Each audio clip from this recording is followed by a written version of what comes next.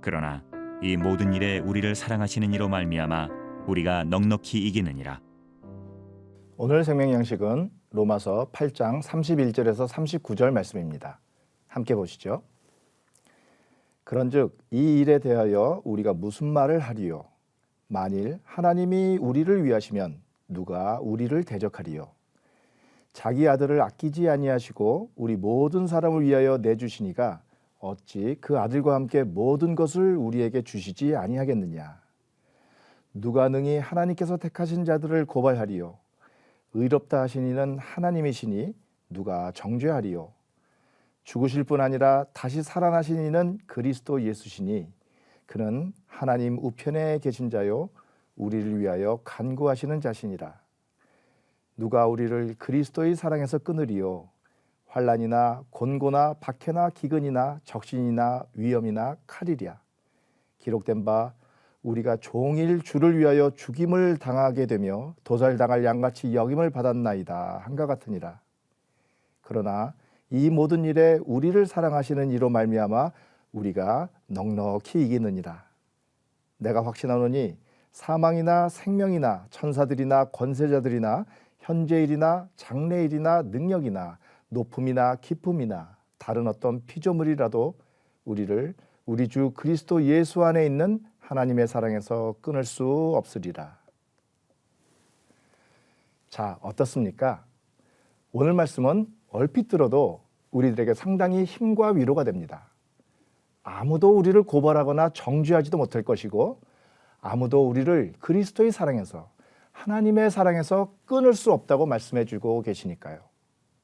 세상을 사는 것이 녹록지는 않지만 아무리 어려운 상황에 처하더라도 결코 좌절하거나 주저앉지는 말라며 용기를 북돋아 줍니다. 우리에게 소망과 확신을 주는 말씀이죠. 그런데요, 오늘 본문의 내용을 통해 우리는 우리 자신을 돌아보며 적어도 두 가지를 점검해 보아야 할 것 같습니다. 첫째, 하나님이 우리 편이시라고 확신해도 되는지를 돌아보아야 합니다. 오늘 본문의 내용 전체가 31절에서 말하는 것처럼 만일 하나님이 우리를 위하시면 이라는 조건을 전제로 하기 때문입니다. 우리가 잘 아는 것처럼 구원은 모든 사람들을 위한 것이 아니라 오직 택하신 사람들을 위한 것입니다. 그래서 요한복음 17장에서 예수님은 자신의 기도가 세상 모두를 위한 것이 아니라 오직 아버지께서 내게 주신 자들을 위함이라고 말씀하고 계십니다. 예수님을 향해 주여 주여 부르짖는 사람들 가운데는 내가 너희를 도무지 알지 못한다고 하실 사람들이 있다는 것입니다. 그러니 우리도 점검해 볼 필요가 있습니다. 그저 주님의 이름을 부르는 것만으로는 2% 부족할 수도 있어요. 그렇다면 어떤 기준으로 점검해 보아야 할까요? 마태복음 7장에서 그 기준을 찾아볼 수 있는데요.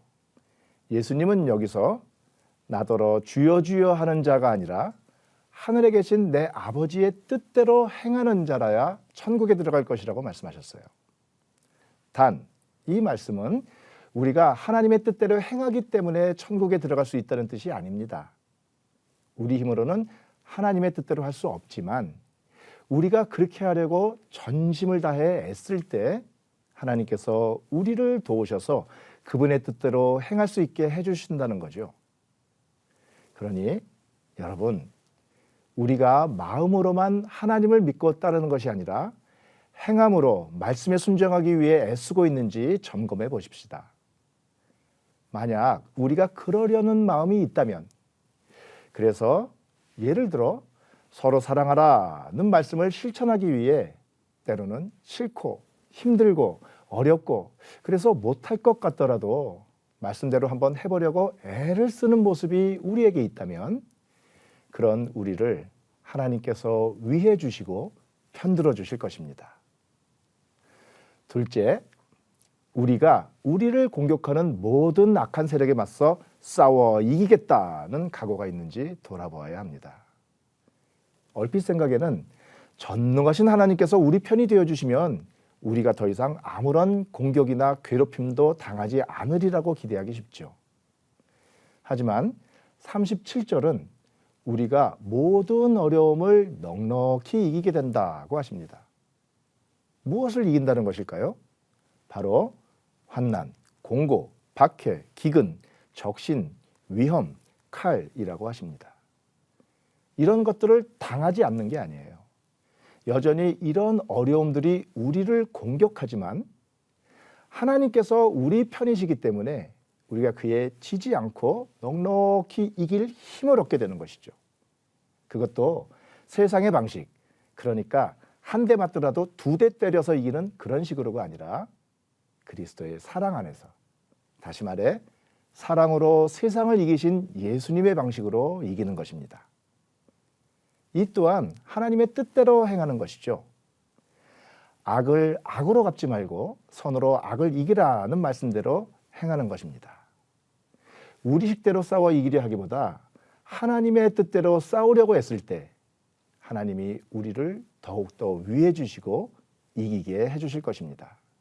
하나님은 창조주이시기에 그 어떤 피조물도 그분이 하시는 일을 방해할 수 없기에 하나님이 우리를 위하시는 한 그 무엇도 우리에게 이김 주시는 하나님의 사랑에서 우리를 끊을 수 없을 것입니다. 여러분, 우리가 우리의 뜻을 이루기 위해 기도하는 것이 아니라 하나님의 뜻을 이루기 위해 기도하는 참된 그리스도인의 길을 가고 있는 것이 맞습니까? 그렇다면 하나님께서는 우리 편이 되셔서 우리를 위해 주시고 우리가 감당할 수 없는 것들까지도 넉넉히 감당하게 해주실 것이라고 오늘 본문은 우리에게 말씀해 주고 있습니다. 불확실성의 시대라고들 말하지만 그래도 괜찮습니다. 우리 눈에 두려워 보이는 일들이 많이 있어도 괜찮습니다. 우리에게는 어떤 상황에서든 한결같이 우리를 위해 주시는 하나님 아버지의 사랑이 있으니까요.